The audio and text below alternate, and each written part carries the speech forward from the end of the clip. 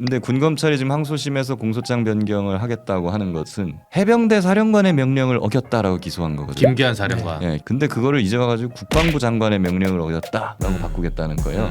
그리고 사실 이종섭 장관이 박정훈 대령한테 명령한 적이 없거든요. 근데 어떻게 구성하고 있냐면 이종섭 장관은 김기한 사령관한테 했고 김기한 사령관이 야 장관님이 이렇게 하라는데 어떡하지? 라고 박정훈 대령한테 물어봤거든요. 그거를 명령을 토스쳤다 전달했다. 근데 안 들었다. 지금 이렇게 구성하려고 하는 건데 아 그리고 군검찰 제가 보니까 이놈들 양심은 있네. 저 끝단으로 가면 윤석열이 시킨 거 아닙니까? 그러니까 윤석열 항명으로 써야지 그 공소장을. 얘기도 우리도 주장을 할까.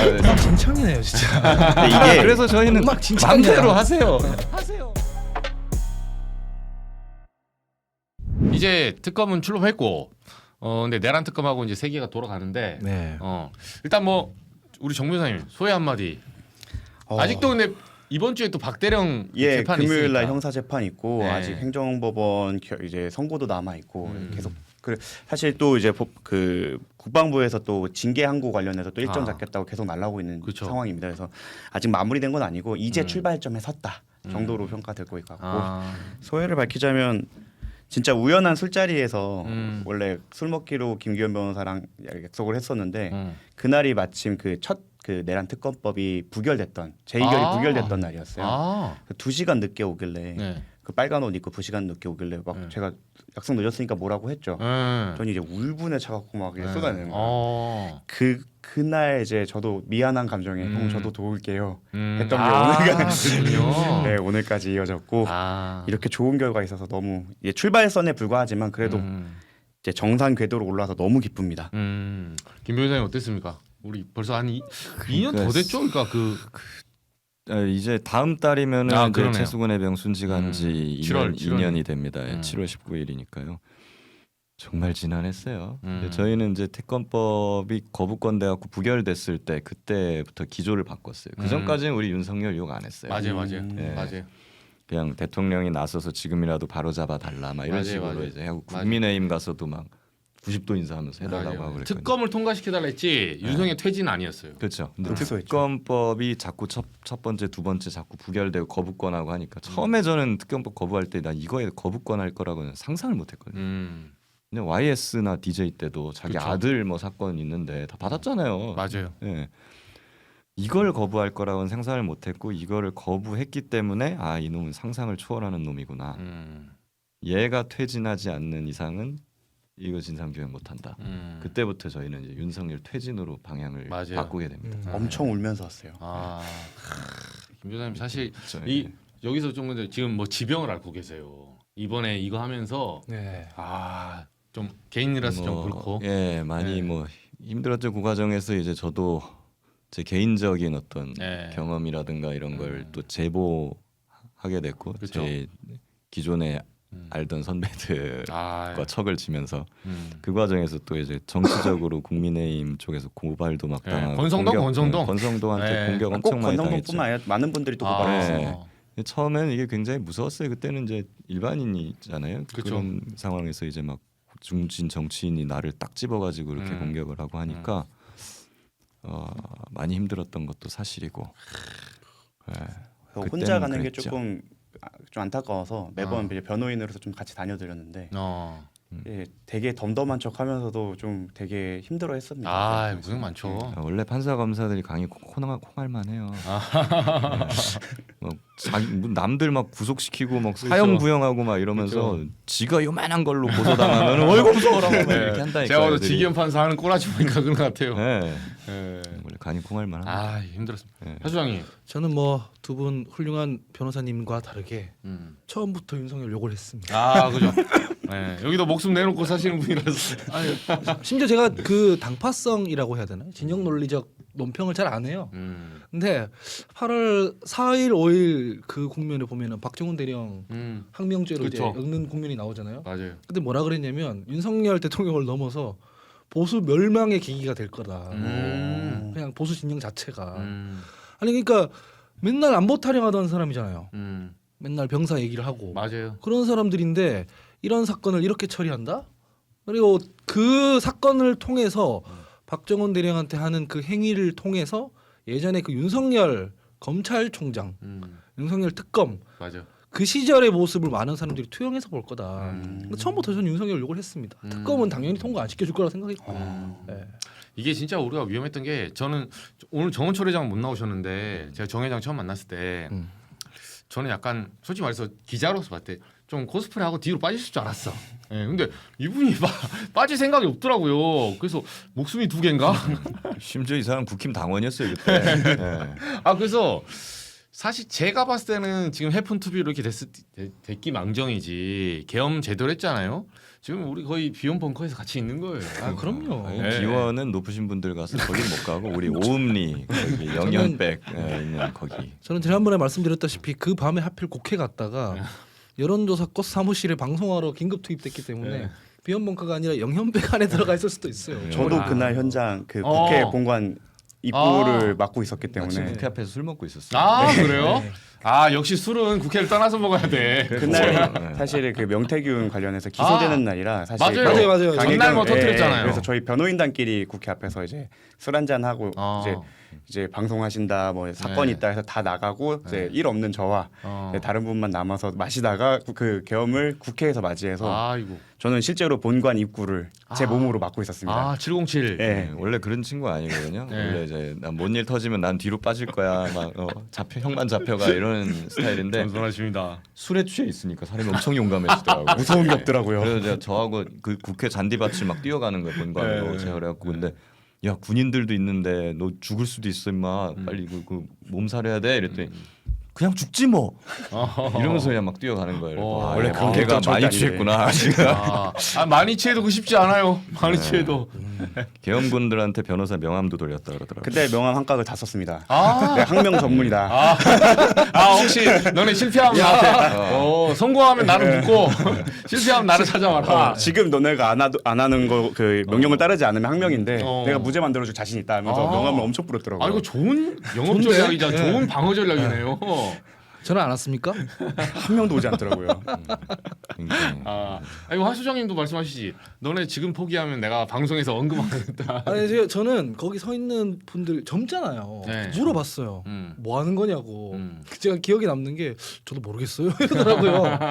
그래서 약간 그 부하가 치미는 게 707 뭐 특수전 여단, 특공 여단 이런 데들은 대한민국에서 제일 고생하는 사람들이에요, 사실은. 그죠? 목숨 내놓고 군 그쵸. 입대하는 사람들이잖아요. 네. 근데 그런 사람들을 하루 아침에 반란군으로 만든 거 아니에요. 근데 그 사람들이 무슨 헬기 타고 출발했을 때 국회 가가지고 변호사님들한테 총 겨누고 이럴 거라고 상상을 못했을 거 아니에요. 그래서 그런 걸 하고 있으니까 정부가 부하가 좀 치밀더라고요, 저는. 아 그렇죠.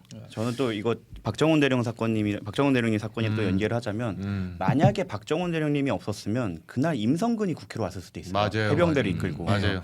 참 스노우볼이 크게 굴렀다. 그리고 그 박정훈 대령님의 사례를 통해서 군인들도 약간 소극적 대응을 하는 데에 좀 일조하지 않았나 이런 것도 생각이 들고. 그래서 윤석열이 나라를 많이 망쳐놓은 건 맞지만 근데 좀 과거부터 쭉 보면 한국이 여기까지 왔다는 걸 좀 긍정적으로 우리가 최대한 긍정적으로 또 평가할 건 평가하고 넘어가는 게 좋지 않겠습니까? 맞습니다. 제가 군대에 있을 때만 해도 병사 한 명이 순직한 걸 가지고 나라가 뒤집어지진 그렇죠. 않았어요. 그렇죠. 진짜 네, 미개한 이렇게 훌륭한 변호사님들이 막 해병대 옷 입고 우리 후배들 뭐 이거 진상 규명한다 이런 거 없었거든요. 그냥 넘어갔단 말이에요. 그냥 의뢰 뭐좀뭐 이렇게 명씩은. 이렇게 네, 말하면 그렇죠. 뭐 군대 가면 하면 죽는 거 아니야? 이런 예, 느낌의 의무사 있을 수도 있고 예, 뭐 진짜 이런 야만적인. 예. 근데 임성근 사단장이 아마 거기에 젖어 있을 거 아니에요. 자기가 그 오랫동안 군생활하면서 자기가 봐왔던 것 누적돼 그렇죠. 있던 것 있으니까 별것 아니라고 생각했을 거 아니에요. 진짜. 아 이렇게 해서 이제 나라를 뒤집어 엎을 정도까지 왔구나 우리가라는 생각도 들더라고요. 알겠습니다. 임성근이 그때 국회에 왔으면은 총을 쏘고도 남았을 사람입니다. 네. 그리고 진짜 그 뭐 4명이 들어가고 국회의원들 들쳐업고 끌고 나와라. 진짜 했을 사람이에요. 맞아요. 네.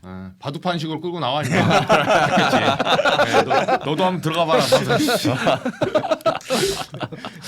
바둑판식 끌고 나오기. 네, 국회를. 엄청 제가 어려워요. 내성천을 한 4번 갔거든요. 그 이제 다큐멘터리도 뭐 찍고 하니까 해병대 네. 몇 번 갔는데 와 그거 장난 아니에요. 거기가 그 물이 좀 빠졌을 때 갔는데 여름에 그 이제 홍수가 찼을 때 그 당시 영상을 비교해 보니까 어마무시하더만요. 거기가 뭐냐면 약간 밑에서 모래가 균일하지 않아요. 균질되지 않아가지고 우리가 생각하는 뭐 강바닥을 걸으면 아니 걸어 다니면 되지 이게 아니에요. 어느 순간이 되면 쓸려 내려가. 발이 훅 빠져요. 네. 예, 네. 그런 그 구간이 막 이렇게 돼가지고 그게 막 그냥 봤을 때는 높거나 막 그게 무섭지 않은데 그렇죠. 물이 찼을 때는 그래서 실제로 해병대 그때 장갑차 카브 예, 5분 만에 빠고 있잖아요. 네. 들어갔다가 그리고 그때는 또 댐들이 방류를 하고 있었어요. 네, 그래서 위에서. 유속이 엄청나게 빨랐고 우리가 생각하는 수영장 그냥 투명한 물 그게 아니에요. 네. 흙탕물이어갖고 하나도 안 보여. 그렇죠. 예, 예. 예. 그래서 실제로 현장에 있었던 인원들은 그거를 계속 위험을 경고하고 이거 이대로 안 된다라고 하는데 누가 나타나서 계속 질책을 했죠. 들어가라 이렇게. 그래서 거기서 뭐 단순히 그 구명조끼 입었니 안 입었니 중요한 게 아니라 임성근이 뭐 지휘 책엔 그럴 수 있죠. 저도 화가 나서 그랬거든요. 그럼 네가 들어가지고 그랬냐 임마 했지만 군대 지휘 책에서는 그럴 수 있어요. 그럴 수 있는데 저는 그 끝나고 나서 책임에 피하는 거 있죠. 그렇게 끌려온 병사를 들어가라고 무방비해서 사람 거의 이건 국가적 타살이에요. 제가 봤을 때 죽으라고 한 거야. 솔직히 죽어도 상관없다. 이렇게 생각하니까 장갑차도 떠내려가는 물살에 맨몸으로 들어가게 하지. 이게 제정신이겠어요? 그러니까 그때는 공교롭게도 참사가 났기 때문에 그게 드러난 거지. 방금 말씀드렸다시피 누적된 거예요. 사실은 뭐 하인리 법칙이라고 큰 사고 나기 전까지 막 자잘한 사건들 많이 나지 않습니까? 근데 제가 군 생활했던 경험이나 제 동료나 선후배들 얘기 들어보면 공통적인데 그렇게 안전 안 챙깁니다. 맞아요. 까라면 까라는 식으로 하고 보여주기 맞아요. 식으로 합니다. 다만 사고가 안 났을 뿐이죠. 대강하고 안 죽으면 네. 다행이고 네. 뭐 죽으면 뭐 현충원 가지 뭐 이런 정도의 생각을 해요. 임성근 사단장이 그날 하루 그랬던 게 아니에요. 네. 그건 아마 지휘관으로 생활하는 과정 속에서 계속 그런 인식들이 박혀 있었을 겁니다. 맞아요, 그래서 맞아요. 그날 사고가 난 것뿐이에요. 그리고 그 사건 이후에 저는 제일 이해 안 됐던 게 나중에 이제 이거를 수사하려는 그러니까 박종훈 대령, 네. 박종훈 대령이 이제 너의 죽음에 억울함이 없게 하겠다면서 수사를 딱 하니까 야 안 돼, 얘 항명죄 뒤집어 씌워. 왜냐하면 이제 똑바로 수사하려고 하니까 이제 군에서는 그렇게 하는 거예요. 말귀를 알아먹어야지 이렇게 얘기했으면 김기한 대사령관, 이종섭 장관, 야 요 정도 했으면 말귀 알아먹어야지. 너 곧 제대한다. 이걸 했는데 박종훈 대령이 그 말 안 들은 거예요. 네. 예, 이거를 그렇게 은폐할 수 없는 거야. 그럴 수밖에 없는 거죠. 그러니까 박정훈 대령 군사 경찰이잖아요. 그렇죠. 솔직히 옛날부터 군사 경찰로 하면서 얼마나 많은 외압 받았겠어요. 음. 그러면서 박정훈 대령 얘기를 하더라고요. 그래가지고 징계받고 처벌당하는 선배들 많이 봤다. 예.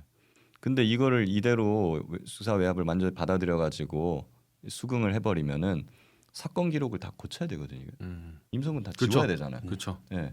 허위 공문서 작성이에요 일단. 예. 직무유기가 되고. 그러면 이거 형사처벌 받는단 말이에요 나중에.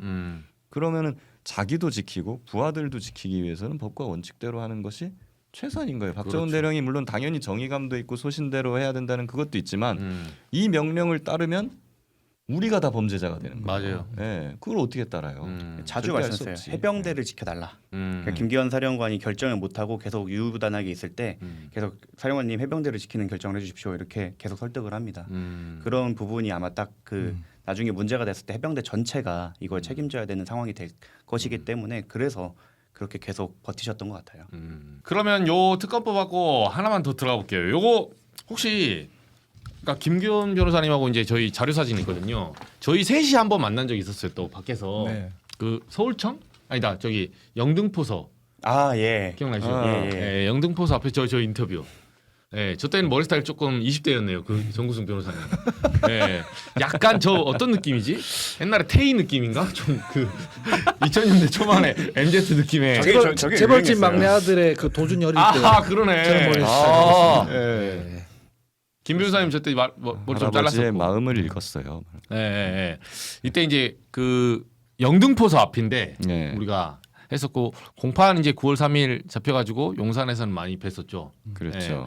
저는 사실 언제인지 생각도 안 나요. 하도 야외에서 주로 야외에서 먹고. 그죠. 저희는 항상 이제 광장과 네. 노상과 막 이런 네. 데서 야생이죠 저희. 네. 그래서 저기서 이제 뭐 나중에 재판 들어가시면 오랫동안 장시간 하잖아요. 예, 사실은. 그렇죠. 예, 안에 들어가면. 네. 근데 이번 주 금요일 그러니까 지금 사실 박정훈 대령 사건이 항소를 해가지고 저 지금 서울 고법으로 갔어요. 예. 그렇죠. 예. 근데 이번 금요일에 이제 세 번째 네, 공소심 공판인데 재판이었습니다. 공소장 변경을 했다는 게 무슨 말이에요? 공소장 변경은 쉽게 말하면 이런 거죠. 기소를 했어요. 네. 이 사람은 CU 편의점에서 새콤달콤을 훔쳤다라고 기소를 해요. 근데 알고 봤더니 새콤달콤을 훔친 게 아니고 마이쮸를 훔쳤어. 예. 그러면 이제 마이쮸라고 바꿔줘야 그렇죠, 되잖아요. 바꿔줘야죠. 그게 공소장 변경. 근데 이번 주 금요일 날 그걸 변경했다는 게 예. 이게 지금 군검찰에 이거예요. 그러니까 새콤달콤인 줄 알았는데 마이쮸였다. 이런 건 허용이 됩니다. 크게 바뀌는 거 없잖아요. 절도는 똑같으니까. 네. 네.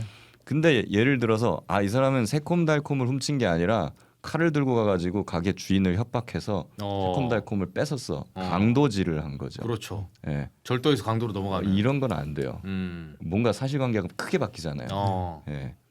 그럼 처음에 수사를 잘했어야지. 네. 그렇죠. 이런 거는 추가 기소를 해야 돼요. 음. 별도 기소라든지 뭐 그렇게 해야 되는 거지 공소장 변경할 수는 없는 거예요. 근데 군검찰이 지금 항소심에서 공소장 변경을 하겠다고 하는 것은 해병대 사령관의 명령을 어겼다라고 기소한 거거든요. 김기한 사령관. 네, 김기한 사령관의 명령을 어겼다. 근데 그거를 이제 와가지고 국방부 장관의 명령을 어겼다라고 바꾸겠다는 거예요. 왜냐하면 1심 재판에서 이건 정당한 명령이 아니야. 그리고 공소권 남용 의심도 있어라고 완벽히 졌어요. 그러면서 1심 재판에서 또 뭐 했냐면 김기한 사령관은 명령을 안 했네. 명령을 입증할 수 이 얘기를 없다. 한 그쵸, 거야. 그쵸. 네, 사실 안 했거든요. 네, 우물쭈물하다가. 음. 그러니까 군검찰이 명령 안 했다고? 그럼 국방부 장관이 명령한 건 있잖아요. 그렇죠. 네. 항명죄, 그렇죠. 명예 항의를 해야 죄가 되니까 일단 명령이 있어야 그렇죠. 돼. 그러니까는 그러면 국방부 장관의 명령을 어긴 걸로 바꾸겠다. 지금 이렇게 나오고 있는 거예요. 자, 이거 어떻게든 잡아 넣겠다는 그게 거네. 수용이 지금. 돼요? 그렇게 하면? 현직 형사소송법 교수로서 어. 교수직도 하고 있거든요. 네. 기본적 사실관계가 동일한 범위에서만 사실 공소장 변경이 가능합니다. 아까 말씀하신 마이쮸와 뭐 그거는 새콤달콤. 예, 새콤달콤은 기본적 사실관계가 동일한데 사소한 변경이 꽤 되는데 이거 같은 게 항명죄에서 가장 중요한 구성 요건은 누가 명령을 했는지랑 그렇죠. 일시가 제일 중요하지 않겠어요. 예. 근데 이 부분을 바꾼다는 건 기본적 사실관계를 넘어서기 때문에 이건 학부에서도 사실 시험에 많이 나오는 내용이라서 너무 명백한 사안인데 이걸 넘어서는 공소장 변경을 신청을 했고 실제로 재판부에서도 계속 지적을 해요. 이거 진짜 할 거냐? 할 거면 의견을 좀 꼼꼼하게 써와라. 납득할 수 없다 이렇게 하고 오히려 저희를 설득을 하시는 부분도 있었어요. 왜냐하면 변경을 허가하지 않으면 아까 말씀한 대로 추가 기소를 해야 될 수도 있는데 그 부담을 안고 가겠느냐라는 얘기를 했는데 저희 입장에서는 이거는 뭐 납득할 수가 없는 법리를 어긴 거기도 하고 사실 말도 안 되는 부분이고 사실 공소장 변경이 허가된다고 하더라도 국방부 장관이 수사단장에게 직접 지시할 권한이 있는지도 의문이에요. 그렇기 때문에 이것 자체가 기소가 될 가능성도 없다고 판단해서 공소장 변경에 반대하는 입장을 필요했습니다. 공소장 변경 허가 안 될 걸로 봐요. 안 될 것으로 보고 그리고 사실 이종섭 장관이 그게 허가되면 더 이상해져요. 이종섭 장관이 박정훈 대령한테 명령한 적이 없거든요. 네. 근데 어떻게 구성하고 있냐면 이종섭 장관은 김기한 사령관한테 했고 토스 쳐거. 김기한 직접적으로 안 사령관이 했으니까. 김기한 사령관이 그 장관님이 이렇게 하라는데 어떡하지? 라고 박정훈 대령한테 물어봤거든요. 그거를 명령을 토스 쳤다 전달했다. 근데 안 들었다. 지금 이렇게 구성하려고 하는 건데 이런 식으로 가게 되면은요. 예를 들어서 오늘 육군 참모총장이 그 밤에 근무하는 사람들 졸지 말라고 해라고 해요. 그러면 우리 저 공지사항으로 중대 그쵸. 내무실에게 졸지 말 것 막 내려오죠. 참모총장 지시사항 이거 내려오죠. 있잖아요. 그날 조는 병사를 다 항명죄야. 그렇죠. 구속시켜야 되네. 그리고 군검찰 제가 보니까 이놈들 양심은 있네. 저 끝단으로 가면 윤석열이 시킨 거 아닙니까? 그죠. 그쵸. 그래서 그래서 우리는 그러니까 윤석열 항명으로 써야지 그 공소장을. 얘기도 우리도 주장을 할까 그래서 차라리 대통령의 윤석열- 항명으로 아예 그냥 네. 해버리자. 왜 윤이 시킨 거 타고 네. 너네 양심은 있냐? 그런 문제도 있고 이종섭 장관으로 바꾸게 되면 또 이런 문제도 생겨요. 그럼 김계환 사령관도 항명이야?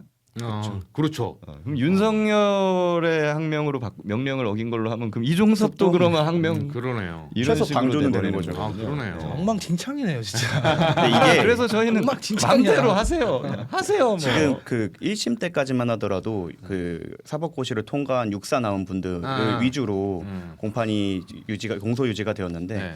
2심부터는 유독 좀 어린 여자 군 검사님들로만 구성되어 있어요 공소시가. 그리고 그 이상하게 연차 높은 사람들 같은 사람들이 뒤에 앉아서 감시하고 있어요. 네.